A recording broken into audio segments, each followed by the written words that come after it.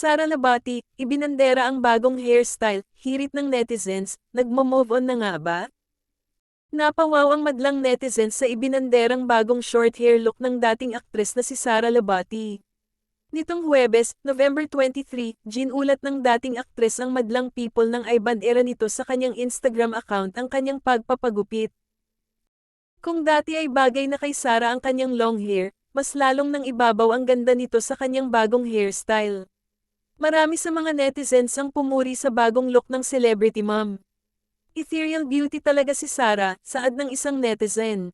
Comment naman ni Pauline Luna Soto, "You are beautiful," emoji, inside and out.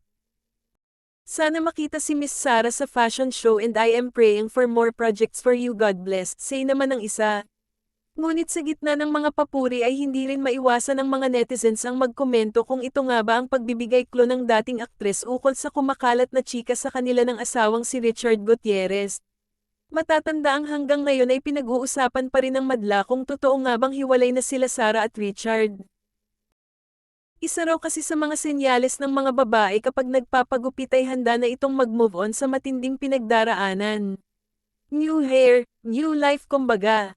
The woman who cuts her hair is about to change her life, say ng isang netizen sa post ni Sara. Chika pa ng isa, "Now, it is time for you to shine. No reason for anyone to keep you in the background just because you are married and have children. Elegance needs no words, and it is you, Sara.